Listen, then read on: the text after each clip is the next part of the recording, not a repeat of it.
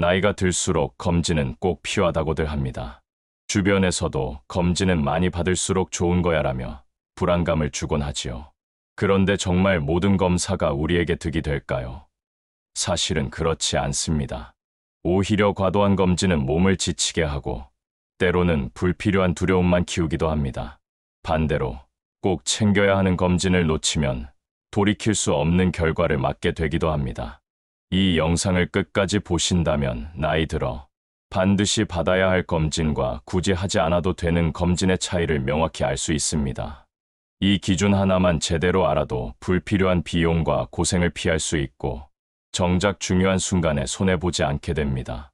건강보험 심사평가원 조사에 따르면 60세 이상 어르신의 검진 참여율은 70%를 넘지만 그중 상당수는 불필요한 검사를 반복하고 있었습니다.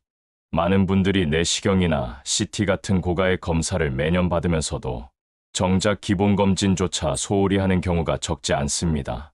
이렇게 중요한 것과 덜 중요한 것의 우선순위를 구분하지 못하면 시간과 돈은 물론 건강까지 잃을 수 있습니다. 시작하기 전에 구독과 좋아요, 알림 설정 꼭 부탁드리고요. 지금부터 본격적으로 함께 알아보겠습니다. 나이가 들수록 꼭 챙겨야 하는 검진이 있습니다. 바로 국가에서 제공하는 기본 건강검진입니다. 일부에서는 검진 많이 받으면 뭐하냐, 병은 어차피 걸릴 사람은 걸린다 이렇게 말씀하시기도 합니다. 물론 일리가 있는 말입니다. 하지만 최소한 국가가 제공하는 기본검진만큼은 꼭 챙기셔야 합니다. 이건 단순한 선택이 아니라 노후의 안전망과도 같기 때문입니다. 생각해보면 우리 몸은 늘 조용히 변하고 있습니다. 혈압이 오르고 혈당이 조금씩 높아지고 콜레스테롤이 쌓이는 과정은 특별한 신호를 보내지 않습니다. 그저 서서히 쌓이다가 어느 날 갑자기 터집니다. 뇌졸중, 심근경색, 심부전 같은 무서운 합병증이 바로 그 결과입니다. 그런데 국가검진은 바로 이 조용한 변화를 미리 알려주는 알람과 같습니다. 실제 사례를 들어볼까요? 경기도에 사는 62세 김미숙 씨는 평생 특별한 병 없이 살았습니다. 늘 건강하다고 자부했고 병원도 거의 다니지 않았습니다. 그런데 어느 날 국가검진에서 혈압이 170이 넘게 나온 겁니다. 그 결과를 본 딸이 깜짝 놀라 엄마, 당장 병원 가야 해 라며 모시고 갔습니다. 진단은 고혈압 2기. 다행히 약을 바로 시작하고 생활 습관을 교정하면서 큰 문제 없이 지낼 수 있었습니다. 의사는 이렇게 말했습니다. 만약 검진을 안 받으셨으면 몇 년 안에 뇌졸중으로 쓰러졌을 겁니다. 이처럼 국가검진은 생명을 지켜주는 최소한의 안전장치입니다.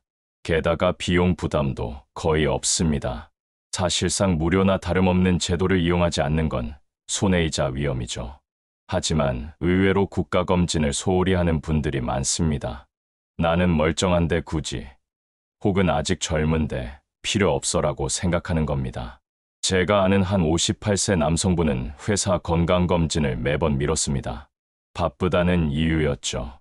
그런데 갑자기 가슴 통증으로 응급실에 실려갔습니다. 검사 결과는 협심증, 혈관이 70% 이상 막혀 있었습니다. 의사는 이렇게 말했습니다. 정기검진만 받으셨으면 미리 발견해서 스텐트 시술로 간단히 끝날 일이었습니다. 이분은 수술대에 올랐고 이후 회복에 몇 달을 고생했습니다. 여러분, 국가검진은 단순히 형식적인 절차가 아닙니다. 작은 이상을 조기에 발견해서 삶을 구해주는 말 그대로 생명의 보험입니다.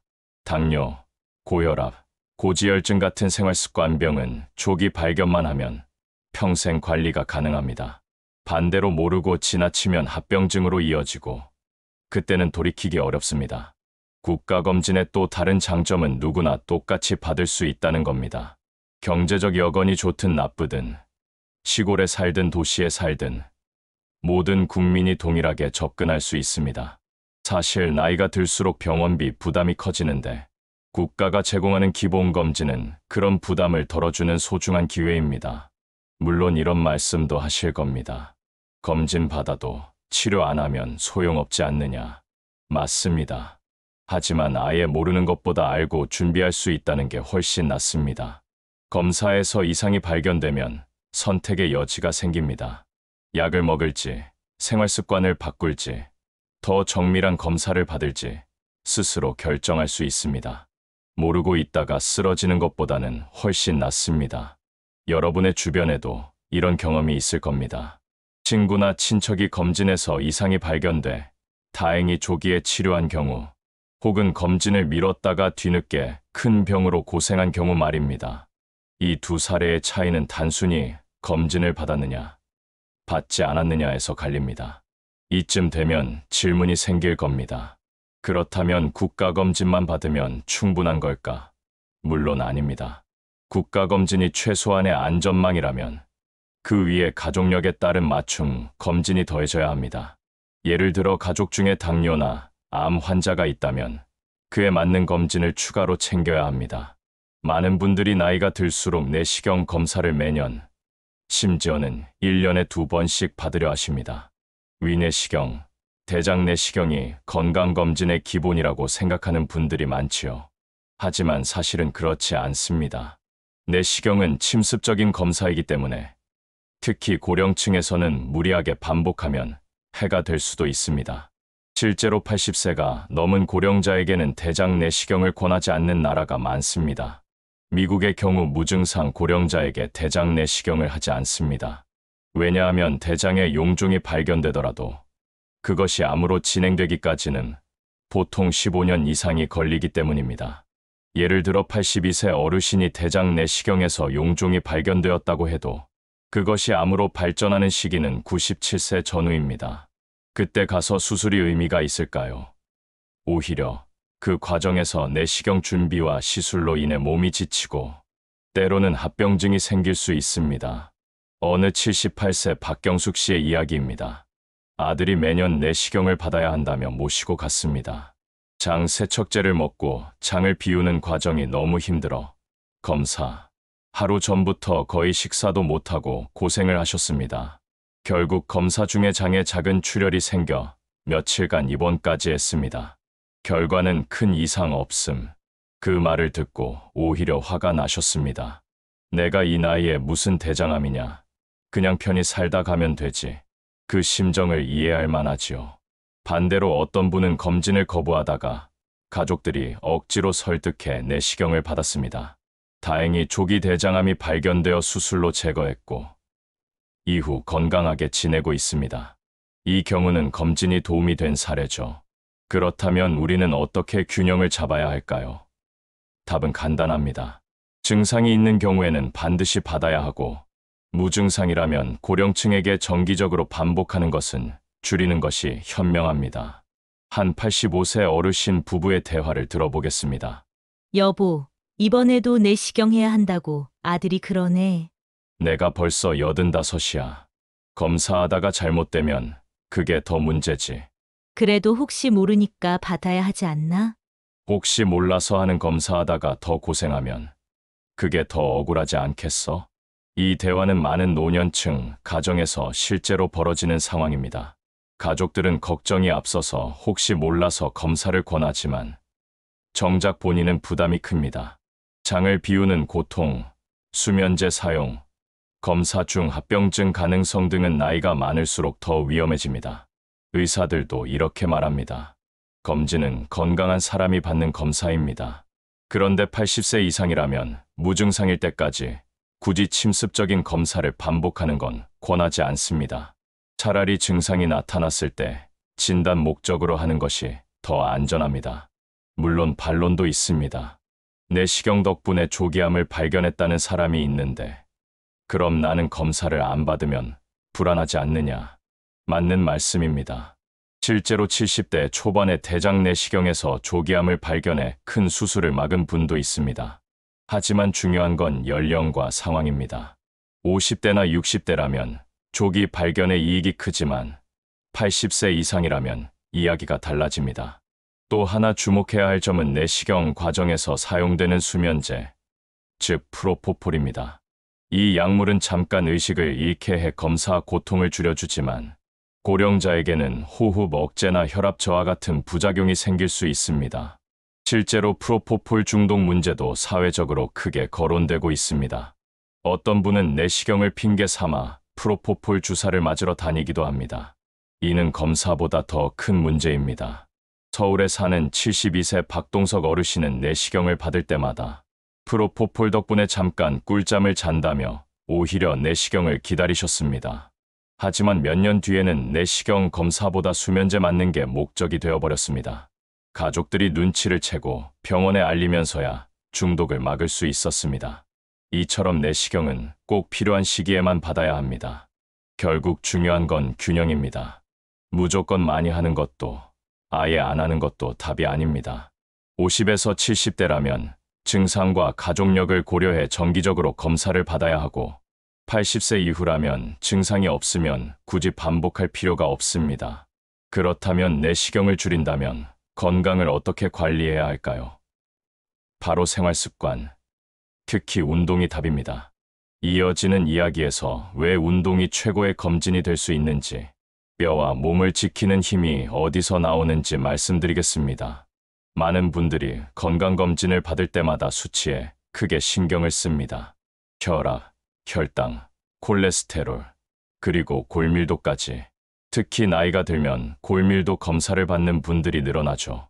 하지만 정작 중요한 건 수치 그 자체가 아니라 그 수치를 바꿀 수 있는 생활습관입니다. 뼈와 몸을 지키는 가장 강력한 무기는 약이나 검사가 아니라 바로 운동입니다. 한번 생각해 보십시오. 뼈는 단순히 칼슘을 먹는다고 단단해지지 않습니다. 뼈는 스트레스를 받아야, 다시 말해 자극을 받아야 칼슘이 들어갑니다. 매일 조금씩 걷는 것만으로도 하체 뼈에 칼슘이 채워지고 팔굽혀펴기 같은 상체 운동은 손목과 팔의 골밀도를 높여줍니다. 하지만 많은 분들은 검사는 꾸준히 받으면서도 운동은 게을리합니다. 수치만 확인하고 약을 먹으면 된다고 착각하는 겁니다. 서울에 사는 67세 이수미 씨의 이야기를 들어보겠습니다. 엄마, 요즘 무릎 아프다고 했잖아. 골밀도 검사 받아봐요. 응, 받아봤는데 수치가 안 좋다고 하네. 그럼 약을 드셔야죠. 약만 먹으면 되는 줄 알았는데 의사가 제일 먼저 운동부터 하라고 하네. 이 대화는 아주 흔한 풍경입니다. 검사를 하고 약을 먹는 것보다 일상 속에서 몸을 움직이는 것이 우선이라는 거죠. 이 어머니는 그날 이후 매일 30분씩 걷는 습관을 들였고 1년 뒤 다시 검사했을 때 수치가 개선됐습니다. 의사가 이렇게 말했습니다. 약도 도움이 되지만 결국 뼈는 몸을 움직일 때 단단해집니다. 운동의 중요성은 뼈에만 국한되지 않습니다. 당뇨와 고혈압 같은 생활습관병 역시 운동으로 크게 개선됩니다. 걷기, 계단 오르기, 간단한 근력 운동은 혈당을 낮추고 혈압을 안정시키는 데 탁월한 효과가 있습니다. 실제로 대한의학회 연구에 따르면 매일 30분 이상 걷는 사람은 그렇지 않은 사람에 비해 심혈관 질환 발생 위험이 30% 이상 낮다고 합니다. 사실 운동은 돈이 들지 않습니다. 오히려 건강을 지켜주니 돈을 버는 셈이죠. 어떤 분들은 헬스장에 등록해야만 운동한다고 생각합니다. 하지만 꼭 그럴 필요 없습니다. 집 근처 공원을 걷거나 아파트 계단을 오르내리거나 집에서 팔굽혀펴기 몇 세트를 하는 것만으로도 충분합니다. 중요한 건 거창함이 아니라 꾸준함입니다. 팔굽혀펴기가 힘드신 분들은 무릎을 바닥에 대고 시작하면 됩니다. 처음에는 5개도 힘들 수 있습니다. 하지만 하루하루 늘려가면 어느새 20개, 30개도 거뜬해집니다. 걷기도 마찬가지입니다. 처음엔 10분 걷기도 숨이 차겠지만 조금씩 늘리면 1시간도 거뜬히 걸을 수 있습니다. 운동은 누구나 할 수 있지만 시작하지 않으면 영원히 얻을 수 없는 혜택입니다. 또 이런 대화도 흔합니다. 아버지 검사 또 받아야죠. 지난번에도 했는데 별 이상 없다더라. 근데 계속 피곤하다면서요. 운동을 안 하니 그렇지. 약만 먹으니 뭐가 달라지겠냐. 의사도 강조합니다. 수치는 운동을 따라갑니다. 운동하지 않으면 수치는 좋아질 수 없습니다. 이제 결론은 분명합니다. 검사는 현재 상태를 보여줄 뿐 건강을 지켜주지는 않습니다. 진짜 변화는 운동에서 나옵니다. 뼈와 혈관, 근육과 장기 모두 운동할 때 비로소 살아납니다. 그러니 여러분, 검진만 믿지 말고 오늘부터라도 몸을 움직이십시오. 걷기, 팔굽혀펴기, 계단 오르기, 어떤 것이라도 좋습니다. 그렇다면 뼈와 혈관을 지키는 운동의 중요성을 알았다면 폐 건강은 어떻게 지켜야 할까요? 다음 이야기에서는 폐를 지키는 가장 강력한 검진이 무엇인지 말씀드리겠습니다. 건강검진 이야기를 하다 보면 꼭 빠지지 않는 부분이 있습니다. 바로 폐 건강입니다. 특히 흡연을 오래 해온 분들은 늘 걱정이 많습니다. 그래서 1년에 한 번씩 폐 CT를 찍거나 흉부 엑스레이를 반복해서 찍으며 안심하려 합니다. 하지만 여러분, 이것만은 분명히 말씀드리고 싶습니다. 폐 건강을 지키는 가장 강력한 검진은 CT도 엑스레이도 아닙니다. 바로 금연입니다. 제가 알고 지내던 72세 김동준 어르신은 40년 가까이 담배를 피워왔습니다. 아들이 끊으라고 아무리 말해도 소용이 없었습니다. 대신 CT를 자주 찍으며 괜찮다는 말을 듣고 위안을 삼았습니다. 그러던 어느 날 검진에서 작은 결절이 발견되었습니다. 의사는 지금 당장은 큰 문제가 아니지만 추적 관찰이 필요합니다라고 했습니다. 그때부터 어르신은 매일 불안에 시달렸습니다. 검사가 오히려 마음의 평화를 빼앗아 버린 겁니다. 담배를 끊지 않는 한 검사는 단지 불안을 되풀이하게 만들 뿐이었습니다. 가족들과의 대화도 늘 똑같았습니다. 아버지, 제발 담배 좀 끊으세요. 괜찮다. 지난번에 CT 찍었는데 멀쩡하다더라. 아버지, 검사만 한다고 담배가 무해해지는 건 아니잖아요. 이런 대화가 반복되다가 결국 몇 년 뒤 작은 결절은 암으로 진단되었습니다. 조기 발견이라 수술로 제거할 수 있었지만 어르신은 후회했습니다. 처음부터 끊었어야 했는데 검진만 믿고 버텼던 게 잘못이었지. 흡연자의 폐암 발생 위험은 비흡연자보다 10배 이상 높습니다. 세계보건기구 WHO 자료에 따르면 폐암 사망자의 80% 이상이 흡연과 직접적으로 관련이 있습니다. 그런데도 많은 분들이 검진으로 안전을 확보할 수 있다고 착각합니다. 하지만 CT가 아무리 정밀해도 이미 생긴 병을 찾아내는 것이지 병을 예방하지는 못합니다. 반대로 금연을 실천한 분들의 이야기를 들어볼까요? 경기도에 사는 65세 이찬주 씨는 30년간 담배를 피우다가 아내의 간절한 부탁으로 금연을 결심했습니다. 처음에는 금단 증상이 너무 힘들었지만 보건소 금연 클리닉의 도움을 받아 조금씩 담배를 줄여나갔습니다. 6개월 후 건강검진을 받으니 혈압과 폐 기능이 개선되었다는 결과가 나왔습니다. 의사는 이렇게 말했습니다. 담배를 끊는 순간부터 폐는 회복을 시작합니다. 10년 이상 금연하면 폐암 위험이 절반 이하로 떨어집니다. 이 씨는 웃으며 말했습니다. 담배를 끊고 나니 이제야 숨 쉬는 게 편안하다는 게 뭔지 알겠어요. 이렇듯 금연은 검진보다 훨씬 강력한 예방책입니다. 어떤 분들은 나는 폐암 가족력이 있으니 CT는 꼭 찍어야 한다고 말씀하십니다. 맞습니다. 가족력이 있거나 오래 피운 분들은 저설량 CT를 5년에 한 번 정도는 받아볼 필요가 있습니다. 하지만 그것도 금연이 전제될 때 의미가 있습니다. 담배를 끊지 않은 채로 CT만 반복한다면 결국 언젠가는 문제가 터지게 되어 있습니다. 의사들도 말합니다. 폐는 참을성이 많은 장기입니다. 담배를 끊으면 스스로 회복하려고 합니다. 하지만 계속 흡연을 이어가면 결국 한계가 옵니다. 여러분, 금연은 어려운 일이 아닙니다. 의지만 있으면 누구나 할 수 있습니다. 담배값을 아끼는 것만으로도 한 달에 수십만 원이 절약되고 건강은 덤으로 따라옵니다. 보건소, 금연 클리닉, 다양한 보조제들이 도와주기 때문에 예전처럼 혼자 고생할 필요도 없습니다. 폐 건강을 지키는 길은 단순합니다. 오늘 이 순간 담배를 끊는 것입니다. 검진은 그저 보조수단일 뿐 결코 답이 될 수 없습니다. 금연이야말로 최고의 건강검진입니다. 그렇다면 이제 또 다른 함정을 살펴봐야 합니다. 어떤 분들은 불안 때문에 과도하게 검사를 반복합니다. 증상이 없는데도 혹시 몰라서 비싼 검사를 받는 경우 바로 건강염려증입니다. 이어지는 이야기에서는 건강염려증이 왜 더 큰 병이 되는지 말씀드리겠습니다. 검진을 받는 이유는 마음의 평안을 얻기 위함입니다. 그런데 아이러니하게도 어떤 분들은 검진 때문에 오히려 불안이 더 커집니다. 바로 건강염려증, 의학적으로는 하이포콘드리아라고 부르는 상태입니다. 병이 없는데도 있다고 믿고 혹은 작은 이상에도 큰 병으로 발전할 거라 과도하게 걱정하는 것이죠. 실제 사례를 보겠습니다.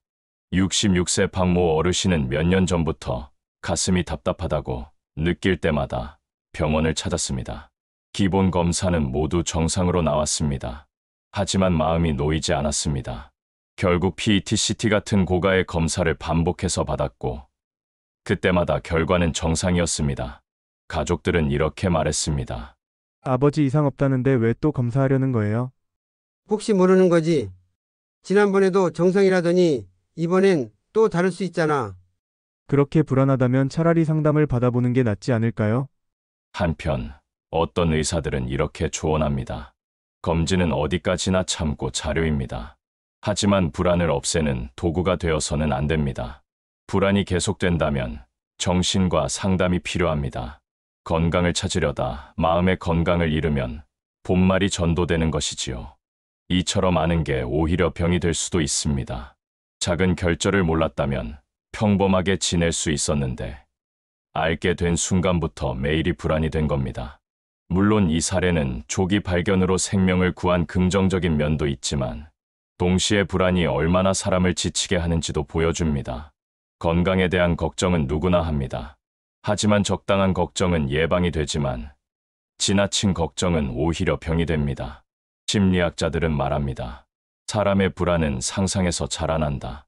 실제 병보다 두려움이 더 큰 병을 만든다. 실제로 건강염려증 환자들은 몸의 작은 변화에도 큰 병을 떠올립니다. 조금만 가슴이 답답해도 혹시 심장마비가 오는 건 아닐까? 머리가 지끈거리면 혹시 뇌종양이 생긴 건 아닐까 하고 걱정합니다. 이런 불안은 수면장애, 우울증까지 불러옵니다. 이럴 때 필요한 건 또 다른 검사가 아니라 마음의 치료입니다. 정신과 상담이나 심리치료, 명상 같은 방법이 도움이 됩니다. 가족의 지지도 중요합니다. 괜찮다, 함께하겠다는 말이 때로는 어떤 약보다 강력한 위로가 됩니다. 검진은 필요하지만 검진이 불안을 키워서는 안 됩니다. 건강은 검사실에서 찾는 게 아니라 일상에서 만들어집니다.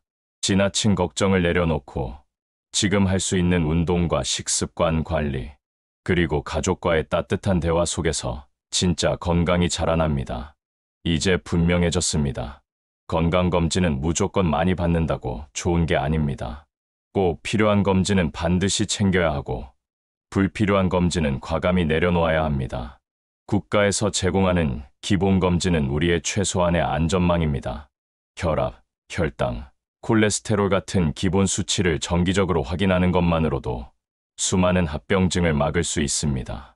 그리고 가족력이 있는 질환에 맞춤 검진은 나의 미래를 지키는 중요한 장치가 됩니다. 반대로 나이가 들수록 무리한 내시경이나 고가의 영상검사를 반복하는 것은 오히려 득보다 실이 큽니다.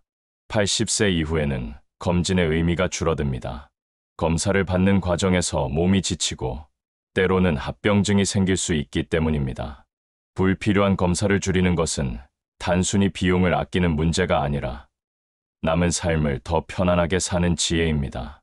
그리고 우리가 잊지 말아야 할 것은 생활 습관입니다. 검사 수치를 바꾸는 건 약이 아니라 운동입니다. 매일 30분 걷기, 간단한 팔굽혀펴기, 규칙적인 식사 습관이야말로 최고의 검진이고 최고의 치료입니다.